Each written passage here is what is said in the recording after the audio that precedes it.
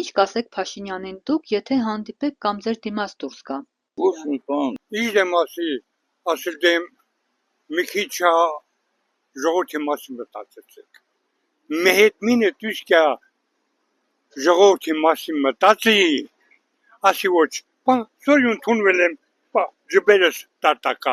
լծվի, դե չի աղջիկ ջան։ Չեմ կարծում, որ դեմ դուրս գար, չեմ պատկերացնում դա։ Չգիտեմ, երևի համոզմունքը մեջս կա, որ չի լինի այդպիսի բան։ Ինչ պիտի ասենք։ Դժվար թե կարենա դուրս գան, որովհետև տիկնապաններով է ման գալի։ Շատ բան կարելի է մտածել ասել, այս պահին չեմ կարող ասել, ինչ կոնկրետ կարելի ասել։ Ինչ ասել, թոշակնին 40,000 եմ ստանում։ Ոչ նպաստ ոնջ է թոշակը։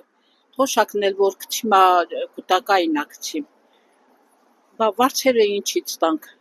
Էտա խանութներից առնենք։ Հա, ամեն ինչը, բա վարձերը։ Լիսի վարձը, գազի վարձը։ Բա դա մեջ չի մտնեմ։